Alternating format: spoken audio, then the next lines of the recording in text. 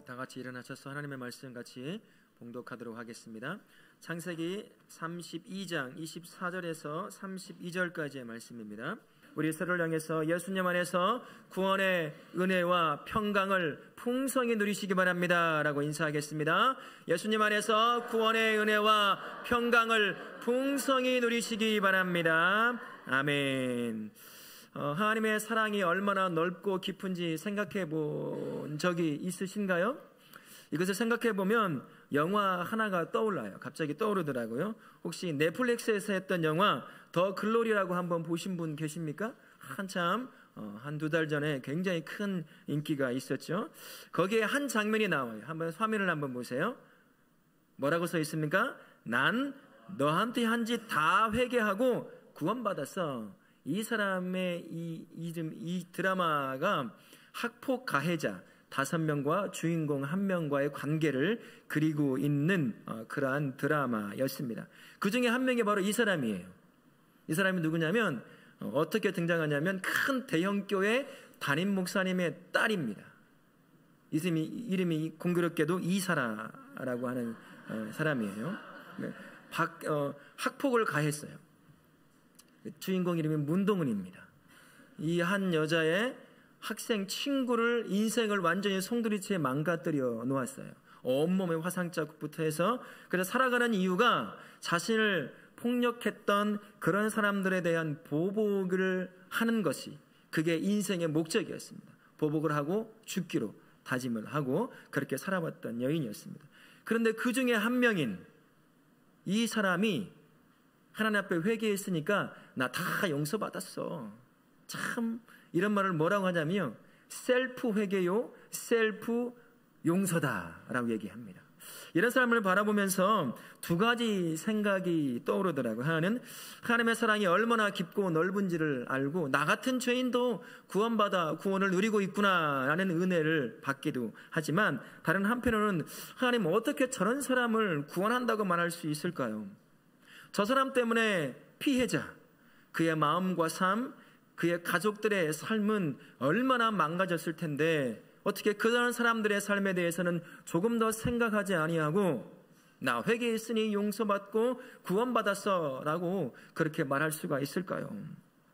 징계를 왜 내리지 않는 거죠? 이런 생각이 들 때가 종종 있다라는 것이죠.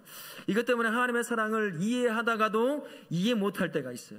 하나님의 사랑을 경험했다고 했는데 이 다가 아닌 것 같은 그런 느낌을 받을 때가 있습니다.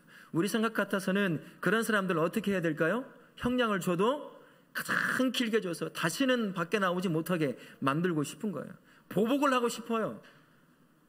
속이 시원하니까요. 그래서 이런 드라마를 보면서 속이 시원하잖아요. 카타르시스를 느끼는 거 아니겠습니까? 그런데 우리 하나님은 우리가 갖고 있는 생각과는 참 다르다는 것을 알 수가 있어요. 우리가 가지고 있는 생각하고는 너무나 달라요. 오늘 말씀에 나오는 야곱이라고 하는 한 인생을 통해서 그런 하나님의 마음을 발견할 수가 있습니다. 야곱을 바라보는 하나님, 야곱을 대하는 하나님의 마음이 어떠한 것인지 우리를 향한 하나님의 마음도 똑같다는 것 또한 야곱의 인생을 통해서 우리가 발견할 수가 있습니다. 제가 성경에 많은 믿음을 갖고 있는 인물이라고 하는 사람들 중에서 저와 우리랑 정말 똑같은 삶을 살아가는 삶이 누굴까 한번 생각해 보면 야곱이 딱 그 사람이더라고요. 야곱이라고 하는 사람이 정확하게 우리가 살아가는 삶의 모습을 가지고 살아가는 삶이에요. 정말 많은 것이 비슷해요. 이 사람의 인생에 딱히 놀라운 역사가 일어나지 않아요. 그냥 일상의 삶, 그가 살아갔던 삶을 기록하고 있습니다. 야곱의 일상을, 야곱의 삶을 그냥 그려가고 있는데 그 삶이 얼마나 우리랑 똑같은 것을 닮았는지를 보게 되었다는 것이죠. 야곱의 삶을 두 가지로 나눌 수가 있습니다. 첫 번째는 하나님을 만난 그러한 삶인데요, 두 번에 걸쳐서 하나님을 만나게 됩니다. 창세기 28장 10절부터 22절에 형 에서를 피해서 도망갑니다. 밧단 아람의 외삼촌 라반이 있는 곳을 향해서 도망가던 그 길에 베델이라고 하는 곳에서 하나님을 만나게 되는 거예요. 그리고 또 한 가지로는 이제 형을 도망쳐서 밧단 아람에 있는 삼촌 라반의 집에서 이제 다시 형이 있는 가나안 땅으로 돌아오는 그 길에 하나님을 다시 한번 만나게 돼요. 분이엘이라고 하는 그곳에서 하나님을 다시 한번 경험하게 됩니다. 이 야곱의 인생이 이 두 하나님을 만나는 사건을 중심으로 이루어지게 되어 있습니다. 베델에서 하나님을 만나기 전 야곱의 삶은 어떤 삶이었을까요? 그는 믿음의 집안에서 태어난 삶이었습니다. 하나님이 인정하는 정말 선한 이삭이라고 하는 그 아버지를 둔 삶, 그 집에서 태어났던 아들이었습니다. 둘째 아들이었어요. 하지만 신앙인은 아니었던 것 같아요. 제가 보기엔 종교인 정도가 되지 않았나 싶습니다. 이 야곱이 태어날 때를 성경은 이렇게 표현하고 있거든요. 창세기 25장 22절의 말씀, 그리고 25장 26절 말씀을 같이 한번 보실까요? 뭐라고 표현되어 있냐면 태 속에서 뭐 한다고요?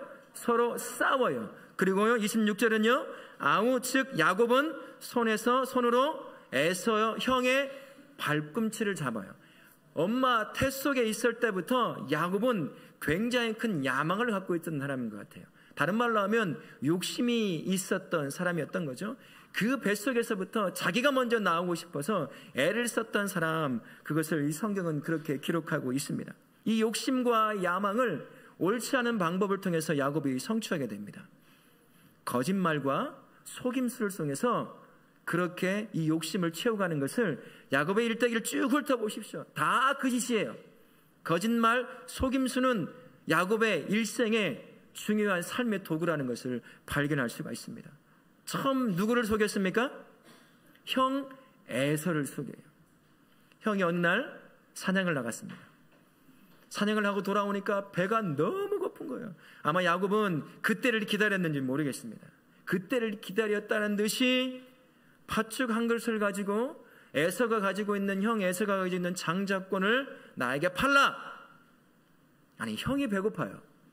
그럼 어떻게 해야 돼요? 주면 되는 거잖아요. 근데 그 상황을 이용해 먹는 거예요. 자기 이득을 위해서, 욕심을 채우기 위해서 팥죽을 두고 이 장자권을 사게 됩니다. 얼마 지나지 않아서 아버지 이삭이 이제 죽을 때가 다 되었습니다. 늙어서 눈이 보이지 않을 정도로 이제 죽을 때가 되어서 형 에서에게 축복을 하고 죽으려고 그렇게 작정을 하고 있었어요.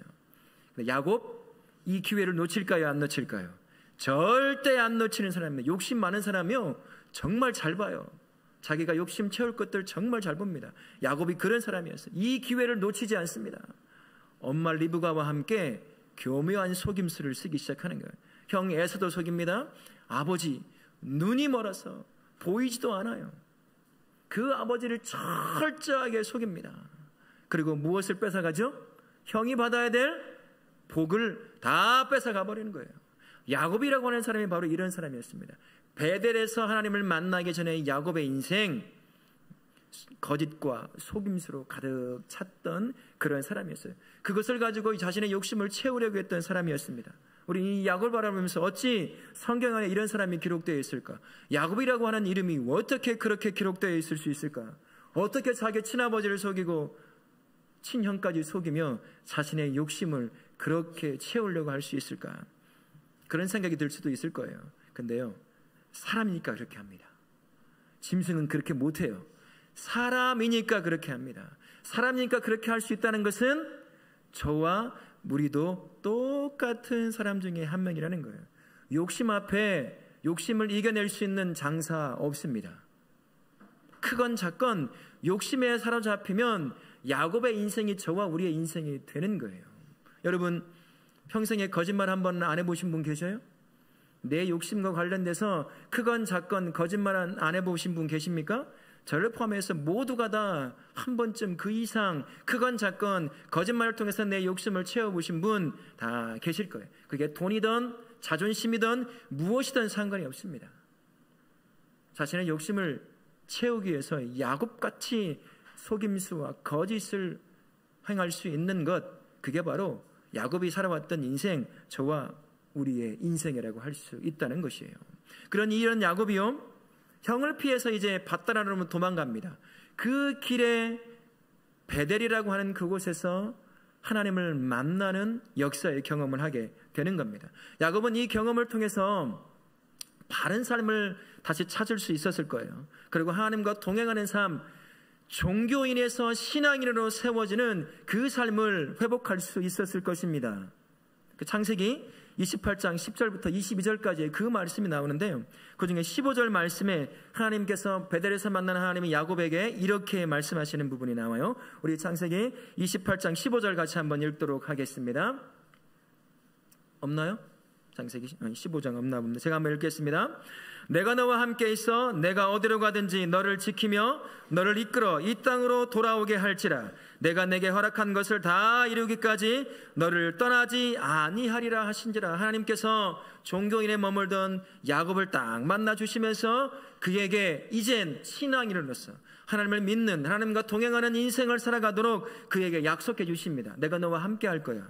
비록 지금은 도망자처럼 도망가지만 모든 것이 다 이루어지면 다시 너의 고향 땅으로 돌아오게 내가 이끌어 올 것이다 라고 야곱을 만나고 약속의 말씀을 전해줍니다. 이 만남을 통해서 야곱은 이제 혼자가 아니라 하나님과 동행하며 사는 삶, 이제 종교인이 아니라 신앙인으로서의 삶을 살아갈 수 있을 절호의 기회에 놓인 겁니다. 이제까지는요, 야곱에게 있어서 하나님은 자기 아버지 이삭의 하나님이었습니다. 여러분도 마찬가지일 거예요. 다음 세대를 둔 자녀들은 대부분 그렇게 자랍니다. 아버지의 하나님, 엄마의 하나님으로 머물다가 어느 날 갑자기 이제 임재하신 하나님을 만나 그제서야 자녀의 하나님이 되는 것처럼 여태껏 야곱이라고 하는 사람은 그의 입으로 여호와라는 이름을 말했지만 여전히 그에게 하나님은 자기 아버지의 하나님에 지나지 않았습니다만 이 베델에서 만난 하나님을 만남으로 말미암아 이젠 진짜 하나님을 고백할 수 있게 된 거예요. 자신의 인생에 찾아오신 하나님, 약속을 하시고 함께 하시며 나를 다시 도망쳤던 이 삶에서 고향 땅으로 돌아오게 하시겠다고 하신 그 하나님을 만남으로 말미암아 이제 진정한 믿음의 고백을 할 수 있는 그러한 상태에 놓인 거예요. 근데 신기하게도요, 이 만남을 뒤로 하고 떠난 이후 조금도 야곱은 베델에서 하나님을 만났던 그 삶과 변화되지 않는 것을 볼 수가 있습니다. 그의 입에서 여호와라는 이름은 가끔 나오긴 해요. 하지만 입에 달려있는 입입니다. 그 고백인 거예요. 종교인들이 그렇게 고백할 수 있어요. 나 예수 믿는다고 하지만, 그렇게 말은 하지만 실제로 종교인으로 살아가는 많은 성도들이 하나님이라는 입을, 그 단어를 말하는 것 같이 그렇게 살 수 있는 사람, 바로 야곱이라고 하는 그런 사람이었습니다. 하지만 하나님은 그런 야곱과 언제나 함께 하셨어요. 그러면서 도망자의 신세에서 겨우겨우 삼촌이 살고 있는 밧다라남에 안전하게 도착하게 하십니다. 그리고 그곳에서 모든 상황 가운데서 언제나 함께 하시면서 약속하셨던 대로 하나하나 약속을 이루어가시면서 그의 삶을 채워가시는 걸 볼 수 있습니다. 때로는 정말 불리한 상황에 놓여 있어요. 누구나 다 억울할 법한 상황에 놓여 있음에도 불구하고 그 상황 가운데서 그것을 잘 이겨나가게 하시고 채워가시는 하나님을 야곱은 경험하게 됩니다. 하지만 참 놀랍게도 이 가운데서도 야곱은 함께 하시는 하나님을 조금 더 경험한다는 것을 느낄 수가 없어요. 한번 읽어보시길 바라요. 그 안에서 야곱의 삶 안에서 함께 하시는 하나님에 대한 경험도, 그리고 그분이 어떻게 인도하시는지에 대한 고백도 일어나지 않는 것을 볼 수가 있습니다. 함께 하시는 하나님 믿는다고 말은 하지만 정작 야곱의 인생에는 하나님이 함께 하지 않는 것 같은 그러한 인생을 살고 있었다는 것이에요. 자기 여전히 베델에서 하나님을 만나기 전의 모습 그대로 자기의 욕심을 쫓아 거짓과 속임수로 여전히 살고 있는 것을 발견할 수 있습니다. 그 최고가 어디서 등장하냐면 창세기 29장 21절에서 30절까지의 말씀 그 사이에 등장합니다. 삼촌 라반의 집에서 살다가 누구와 눈이 마주치죠? 누구와 눈이 만남, 이게 딱 불꽃이 튀깁니까? 삼촌의 둘째 딸 라헬과 사랑에 딱 빠져요. 그러면서 라헬을 아내로 맞이하고 싶어 합니다. 그런데 삼촌이 이것을 알아요. 약삭빠른 삼촌이 이것을 알고 시집을 못 간 첫째 딸 레아를 표현하기를 눈이 좋지 못했다라고 표현합니다. 많은 성경학자들이 그것을 해석하기를 진짜 시력이 안 좋았다라고 해석하는 분도 있는가 하면 남들이 보기에 아름답지 못한 여인처럼 보인 거예요. 그러다 보니 어찌되었건 시집을 못 간 첫째 딸이 있다는 것을 알고 이 첫날 밤에 라헬이 아니라 누구를 집어넣어 버립니까? 레아를 집어넣어서요, 기대하지도 않았던 그 레아와 이제 부부가 되는 거예요. 도망자 신세에 삼촌 집에 얹혀 삽니다. 뭘 가진 게 있겠습니까? 아무것도 가진 게 없을 거 아니겠습니까? 그러면 만족하고 그렇게 삶을 이끌어가야 될 텐데 여전히 야곱의 마음에는 라헬을 갖고자 하는 그러한 갈급함이 있었던 거예요. 그 욕심을 채우고 싶었겠죠. 사랑받아야 할 그 아버지와 어머니를 떠난 그 상황 가운데 빈 공간이 생겼을 거 아니겠습니까? 그것을 한 여인을 만나 결혼함으로 말미암아 채우고 싶었던 것 같아요. 그래서 끝끝내 두 번째 아내인 라헬을 아내로 얻습니다. 여기서부터 비극이 시작이 되기 시작하는 거예요. 한 여인의 인생이 무너지기 시작합니다. 창세기요 29장 31절부터 35절까지의 말씀이 어떤 말씀이냐면 첫 번째 포인트는 레알의 무너진 인생을 그리고 있는 말씀입니다. 남편이 있지만 야곱이라고 하는 남편이 있지만 그 남편에게 사랑받지 못하는 한 여인의 처절한 몸부림이 기록되어 있는 부분이 바로 창세기 29장 31절부터 35절까지의 말씀입니다. 자신을 사랑해주지 않는 남편 야곱에게서 사랑을 얻고자 아이를 낳기 시작하는 거예요. 그러면 이 아이를 낳으면 사랑해주겠지, 또 사랑하지 않은 또 다른 아이를 낳으니 그러면 사랑해주겠지라고 하는 몸부림이 기록된 것이 바로 29장 31절부터 35절까지의 말씀입니다. 그 중에 한 구절을 읽어봐드리면 여호와께서 레아가 사랑받지 못함을 보시고 그의 태를 여셨으나 자식을 낳으면 남편 야곱이 자신을 사랑해 주겠지라고 그렇게 살아갑니다. 그러나 야곱은 철저하게 레아를 무시해요. 자신이 사랑했던 여인 라헬만 바라보며 살아갑니다. 한 여인이 그 삶이 이렇게 망가져 가고 있어요. 자신의 욕심을 쫓아 살아가는 야곱, 남편 야곱은 전혀 이 여인을 돌아보지 않습니다. 물론 나중에 마지막 35절쯤 가서 보면 이제 모든 것을 하나님의 은혜로 돌리고 하나님께 찬양하는 것을 볼 수 있습니다만, 그러나 야곱은 전혀 레아를 돌보지 않았다는 것을 알 수가 있습니다. 한 여인의 인생을 이렇게 비극으로 몰고 갔던 남자, 야곱이라고 하는 남자예요. 남편임에도 불구하고 한 여인을 철저하게 무시하며 살았던 사람이 야곱이라고 하는 사람입니다. 이 야곱의 인생이 굳이 야곱의 인생뿐이겠습니까? 저와 우리의 인생도 담겨져 있는 것 같아요. 물론 정확하게 똑같은 삶은 아니라 할지라도요, 우리가 사람들에게 내가 가지고 있는 욕심과 내가 가지고 있는 것들이 침해를 받기 시작하면 그들을 향해서 우리가 어떻게 합니까? 그들이 상처를 받건 짓눌리건 아픔을 당하건 상관이 없습니다. 내 이득이 우선이기 때문이에요. 내가 가지고 있는 것이 우선이기 때문에 내가 이렇게 말했을 때 그가 상처받겠지 전혀 생각하지 않습니다. 내가 이렇게 행동했을 때 그가 많은 아픔과 어려움과 상처를 받을 거야 라고 생각하지 않습니다. 자기 것이 중요하거든요. 이 야곱이라고 하는 이 사람의 인생이 그랬습니다. 한 여인의 인생은 망가져 가고 있는데 자기 욕심만 채워가고 있는 거예요.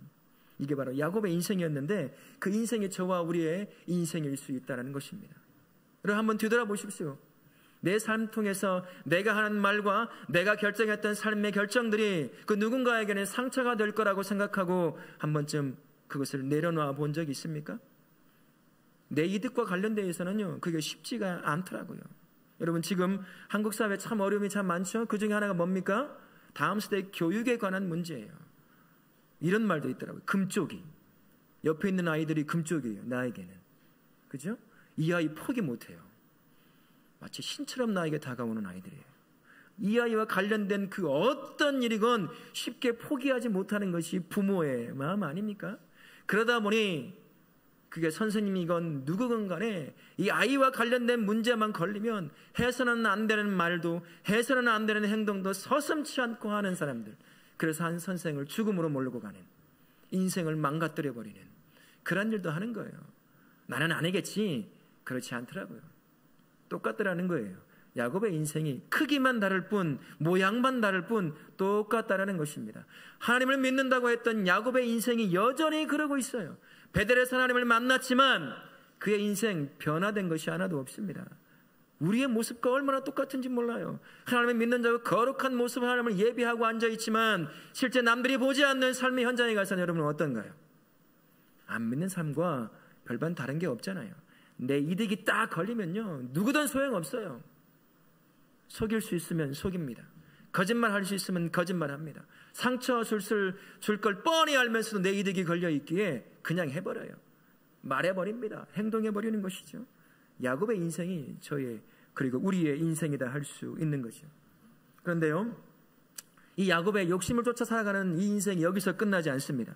창세기 30장 37절부터 43절까지의 말씀을 보면 야곱이 이제 떠났던 가나안 땅을 향해 돌아가는 장면이 나와요. 이제 형이 있는 그곳으로 돌아가는, 그래서 준비하는 것을 볼 수가 있습니다. 삼촌 집에서 재산을 불리는 장면을 그려내고 있는 부분이에요. 야곱은요, 철저하게 하나님이 주신 복을 가지고 재산을 쌓아가지 않아요. 여전히 똑같은 방법, 거짓과 술수와 자기 욕심을 쫓아서 삼촌 집에 얹혀 살면서 삼촌의 덕을 입고 살면서 그 삼촌의 재산들을 자기 것으로 하나씩 하나씩 만들어가는 것을 볼 수가 있습니다. 도망자 야곱, 피해 있던 그 야곱을 자신의 집으로 받아들이고 살 곳을 마련해주고 아내를 주고 재산을 갖게 만들어준 그 집을 철저하게 자기의 욕심을 채우는 것으로 이용한다는 거예요. 이 야곱의 모습을 보면서 저는 떠오르는 영화가 있었습니다. 2019년에 전 세계적으로 크게 영향을 미쳤던 우리나라 영화죠. 기생충이라고 하는 영화를 기억이 났어요. 부잣집에 기생해서 그들이 가지고 있는 것들을 빨아먹고 싶어하는 한 가족을 그린 영화 아니겠습니까? 야곱의 인생이 그 기생충과 같은 인생 같았어요. 내 눈에 그렇게 보여지는 거예요. 한 가정에 들어가서 은혜를 갚지를 못할 망정 그가 가지고 있는 그 가정에서 누리고 있는 것들을 다 자기 것을 만들고 싶어하는 욕심쟁이, 그것을 거짓과 속임수를 통해서 채워가고 있는 이 야곱의 모습을 보게 되는 겁니다. 그런데 그 모습에서 저와 우리의 모습을 발견하고 있는 거예요. 내가 무엇인가를 얻고 싶어하면 다른 사람 것, 이 야곱처럼 그렇게 가져갈 수 있는 사람, 그 사람이 야곱의 인생뿐이 아니라 저와 우리의 인생일 수도 있다라는 것입니다. 다른 사람이 상처를 받건 아픔을 당하건 상관이 없어요. 내 욕심만 채우면 되니까 말이죠. 하나님을 믿는다고 말하는 그 야곱이라고 하는 인생, 그가 살아가는 모습을 보세요. 은혜를 갚는 것이 아니라 그 가정 안에서 그가 누리고 있던 모든 것들을 다 자기 것으로 만들고 싶어하는 욕심에 사로잡혀 있는 한 인생을 바라봅니다. 그 인생에 비춰진 저와 우리의 모습을 바라볼 수 있기를 바랍니다. 그럼에도 불구하고 하나님은 이 야곱을 떠나지 않아요. 여전히 약속한 그대로 그와 함께하며 그 연약함 가운데서 살아가는 그 모습을 그대로 인정해주며 받아주며 끝까지 그를 인도해 가시는 하나님을 발견할 수 있습니다. 이런 야곱이요, 여기서 멈추지 않습니다. 욕심쟁이 이 야곱, 거짓과 술수를 써가는 이 야곱, 자기 중심적인 삶을 살아가는 이 야곱이 한 번에 또 사건을 만들죠. 야곱이 베델에서 하나님을 만나기 전에 두 번을 거쳐서 누구를 속였나요? 형 에서를 속였어요. 장자권을 뺏었죠. 그리고 그가 받아야 할 복을 다 속여서 자기가 가져왔잖아요. 그 형을 만나러 가는 그 걸음 가운데에서도 여전히 변화되지 않는 야곱의 모습을 발견하게 됩니다. 그 모습이 바로 창세기 32장 13절에서 23절까지의 모습입니다. 형 에서를 만나러 가는 그 길에 여러분, 그렇게 어려움을 주고 아픔을 줬다고 한다면 뭘 해야 될까요? 간단하게 뭘 하면 되죠? 가서 무릎 꿇고 용서를 빌면 돼요. 그러나 요셉이 하는 행동을 보십시오. 자기가 해왔던 그 방법 그대로 두 때로 나눠서 자기가 사랑하지 않는 레아를 먼저 보내요. 그래서 형 에서가 만날 때마다 그 마음을 돌이키게 하려고, 그리고 자기가 사랑하는 라헬은 두 번째 때로 만들고 놓아서 그렇게 술수를 다 써놓습니다. 그리고 하룻밤을 지내게 되는 거예요. 하나님의 방법으로 하나님과 동행한다고 한다면 하나님 이때 어떻게 해야 되겠습니까? 라고 하나님 앞에 묻고 하나님의 인도하심을 쫓아갔어야 될 텐데 여전히 그가 살아왔던 방법 그대로 똑같이 이 상황을 모면하려고 애를 쓰고 있는 야곱의 모습을 보게 됩니다. 야곱의 인생에요, 여전히 베델에서 하나님을 만났지만 여전히 야곱에게 하나님은 자기 아버지 이삭의 하나님에 머물러 있는 것을 볼 수가 있어요. 다른 말로 한다면 그는 신앙인이 아니라 종교인이었습니다. 종종 그가 라반과 이야기할 때 여호와라는 이름을 언급합니다만 그건 그냥 종교인임을 할 수 있는 그러한 이름뿐이었습니다. 진정한 베델에서 만났던 그 하나님에 대한 고백은 존재하지 않았다라는 것이죠. 여전히 자기 술수로 이 위기를 모면하라고 하는 이 야곱, 두려움에 떠는 거예요. 형이요 400명의 군사를 데리고 지금 끌고 오고 있는 거예요. 이 야곱을 죽이겠다고. 그 소식을 들은 이 야곱이 다양한 방법으로 자기를 살려낼 수 있는 그 방법을 써왔지만 잠을 잘 수가 없는 거예요. 그래서 창세기 2장 22절 상반절에 이렇게 말합니다. 밤에 일어나. 그래서 사람들을 자기가 계획했던 대로 먼저 싹 보내요. 그래서 야곱을 에서를 만나게 하고 자기 혼자 칠흑 같은 밤에 혼자 남겨져 있습니다.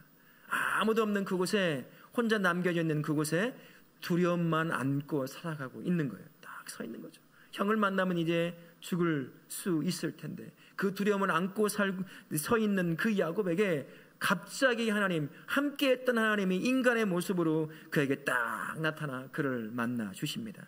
그 부분이 바로 창세기 32장 24절부터 32절까지의 말씀입니다. 인간의 모습으로 야곱에게 접근해 온 하나님이 씨름을 걸어오셔요. 씨름을 걸어오십니다. 이때 야곱이 진짜 하나님을 만나요. 이때 야곱이 언제나 함께했던 그 하나님을 대면하는 역사가 일어나기 시작합니다. 이때 인생이 변화되기 시작하는 거예요. 베델에서 만났던 하나님은 조금 더 야곱을 변화시키지 못했지만 푸니엘에서 자기가 했던 모든 방법을 다 동원했지만 한숨 잘 수 없는 두려움에 떨고 있던 그 순간에 만난 하나님, 그제서야 야곱이 변화가 일어나기 시작을 합니다. 여러분, 씨름한다는 게 어떤 의미가 담겨져 있을까요? 하나님께서 인간의 형상으로만 오셔서 야곱을 먼저 찾아오셨습니다. 그리고 씨름하는 형태로 계속해서 야곱과 붙잡고 실갱이를 벌이고 있는 거예요. 그때 대면한 야곱, 하나님을 대면한 야곱이 그제서야 만났으니 하나님을 놓을 수 있겠습니까? 이거 놓으면 형에게 죽는 거예요. 그러니 못 놓는 겁니다. 끝까지 잡고 놓아주지 않는 거예요. 하나님께서 먼저 찾아가셔서 야곱에게 씨름을 걸고 그럼을 통해서 만나게 하시고 그럼을 하면 하나님을 놓지 못하게 만드셨다라는 것입니다. 이런 심정이 있지 않을까 싶어요. 너와 함께 했던 나를 붙잡아야지. 네가 가지고 있는 그 간교한 술수를 가지고 네 인생을 살려고 해서는 안 돼. 내가 너와 언제나 함께 했잖아. 그리고 너를 약속한 대로 하나하나 채우고 지금 고향 땅을 향해 돌아오게 만들어 주었잖아. 그러면 나를 붙잡아야지. 지금 이 순간조차도 네가 살아왔던 그 방법대로 살려고 하면 안 되겠지 라고 하시는 그러한 의미가 담겨져 있는 그런 씨름이 아니었을까 하는 생각이 듭니다. 야곱은 지금까지 자신의 삶을 이끌어왔던 것들, 그것들을 내려놓아야 했습니다. 그래야 붙잡고 하나님과 씨름할 수 있잖아요. 두 손에 다른 것을 붙잡고 무슨 씨름을 할 수 있겠습니까? 야곱이 붙잡고 살아왔던 것, 자기 술수, 거짓말, 자기 경험, 이것들을 다 가지고서는 하나님을 붙잡을 수 없는 거예요. 대면했던 하나님을 붙잡을 수 없습니다. 그러니 가지고 있던 걸 다 내려놓을 수밖에 없는 거예요. 그리고 하나님을 대면했던 그분을 딱 붙잡고 이제 하나님 놓으면 나 죽습니다. 그제서야 함께했던 하나님을 발견하고 붙잡았던 겁니다. 이제야 진정한 신앙의 고백이 있게 된 거죠.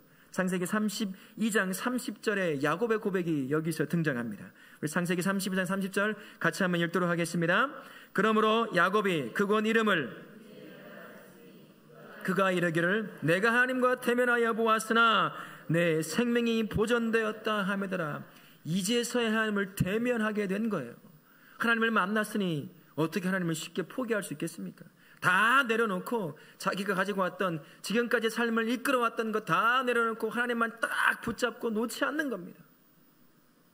이때 야곱이 변화가 일어나기 시작하는 거예요. 그 이름이 어떻게 바뀌죠? 이스라엘이라고 바뀝니다. 그의 인생이 이제서야 바뀌게 되는 거죠. 하나님은요, 야곱을 한 번도 포기한 적이 없으십니다. 야곱이 살아가는 삶의 모든 현장에 함께 하였지만 야곱이 느끼지 못하고 알지 못했을 뿐 하나님은 언제나 함께 하셨어요. 그가 간교한 술수로 자기 재산을 불리고 있는 그 순간에도 그것조차도 합력하여 선을 이루게 하심으로 약속하신 그대로 동행하며 그를 지금 고향 땅 가나안을 향해 걸어가게 인도해 오셨던 분이 하나님이셨다라는 것입니다. 비록 거짓과 속임수와 술수로 그렇게 살아가고 있었던 야곱이라 할지라도 한 번도 야곱을 떠나지 아니하신 거예요. 포기하지 않은 것입니다. 너 같은 인간 나 더 이상 함께할 수 없어 라고 포기하지 않았다는 거예요. 여전히 함께하며 지금 고향 땅을 향해 걸어가는 이 시점까지 함께한 거예요. 그래도 놓지 못하고 있는 자기 것이 있으니 하나님이 그 자리에 나와 씨름을 걸으시고 다 내려놓고 하나님만 붙잡게 만들어 낸 분이 하나님이시다라는 것입니다. 끝까지 함께하며 야곱의 인생을 이끌어 오신 거죠. 야곱의 삶이요 저와 우리의 삶과 같은 삶입니다. 신앙인의 삶처럼 살아갔죠. 하지만 그의 삶을 전체를 훑어보면 그는 신앙인의 삶이 아니라 종교인의 삶을 살았다는 것을 알 수가 있습니다. 가끔 여호와 이름을 언급하지만 여러분 한번 읽어보세요. 누구의 입에서 진정한 하나님이 고백되냐면 삼촌 라반의 입에서 야곱의 삶을 바라보고 고백하는 장면도 나와요. 내가 네 삶을 보니 하나님이 진짜 너를 이렇게 인도하시는구나 보지 야곱의 입에서 진정한 여호와의 이름이 고백되지는 않는다는 것입니다. 여전히 자기 욕심을 쫓아 살아갔던 사람, 하나님을 만났음에도 경험했음에도 여전히 자신의 방법대로 살아가던 야곱, 그런 삶을 살고 있었던 거죠. 그런데도 하나님은 야곱을 한 번도 떠나가신 적이 없습니다. 함께 동행하시면서 도망치는 그 순간 베델에서부터 지금 이 순간 분이엘까지 한 번도 떠나지 아니하시고 그 야곱의 인생을 이끌어 오신 분이 하나님이시다라는 것입니다. 한 번도 포기한 적이 없는 거예요. 그 비겁한 인생, 그 속임수의 인생, 그 사기꾼과 같은 인생을 살아왔던 야곱의 인생, 하나님을 한 번도 포기하지 않고 끝까지 인도해 오시고 결국에는 하나님을 다시 한번 만나게 하심으로 말미암아 이제 종교인이 아니라 신앙인으로 진정한 하나님을 고백하는 믿음의 사람으로, 믿음의 주역으로 세우는 하나님을 발견할 수가 있습니다. 하나님은요 저와 우리 성도님을 향해서도요 절대로 포기하지 않는다라고 말씀하십니다. 우리 하나님을 믿는다고 하지만 여러분의 삶의 현장에서는 어떻게 살아가고 계십니까? 믿음의 사람처럼 살아가지 못할 때가 참 많죠. 우리 하나님 그걸 아실까요? 모르실까요? 다 아셔요. 다 알고 계십니다. 이득이 걸린 문제 앞에 여지없이 종교인으로 전락해버리는 우리의 삶, 우리 하나님 정확하게 알고 계셔요. 그러나 하나님 결코 떠나지 않으십니다. 그 삶 가운데서 깨닫고 회개하고 돌이키기를 원하시는 분이 우리 하나님이십니다. 한 번도 우리 인생 포기하지 않으셨어요. 야곱의 인생 보십시오. 누가 그런 인생 좋다고 여기겠습니까? 사기꾼 같은 그 인생에 한 번도 포기하지 않고 약속하신 그대로 그의 인생을 끌고 오셨던 하나님, 그리고 결국은 믿음의 반열을 위해 세워놓으신 하나님, 그 하나님 지금도 똑같이 우리와 함께 하시면서 우리의 인생 다 아시지만 야곱과 별반 다를 바 없이 살아가는 우리의 인생 다 아시지요.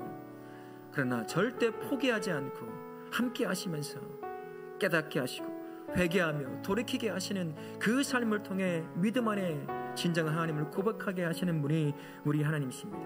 우리 하나님, 우리의 인생 절대로 포기하지 않습니다. 내가 그렇게 무너지는 인생을 살아간다 할지라도, 야곱과 같은 변화되지 않는 그러한 삶을 살아간다 할지라도 자신의 자녀 절대로 떠나지 않는 분, 포기하지 않는 분이 우리 하나님이신 줄로 믿습니다. 결국 우리의 인생을 이끌어가 결국에는 하나님이 아니면 나 못 삽니다 라고 고백하게 만드시는 분, 그분이 우리를 포기하지 않는 하나님이신 줄로 믿습니다. 그러니 이 한 주간요 포기하지 않는 하나님을, 그 하나님의 사랑의 마음을 여러분의 삶 가운데 품으시고요 기억하시며 우리 하나님만을 붙잡고 사실 수 있는 우리 모든 성도님을 되실 수 있기를 예수님의 이름으로 축원합니다. 아멘.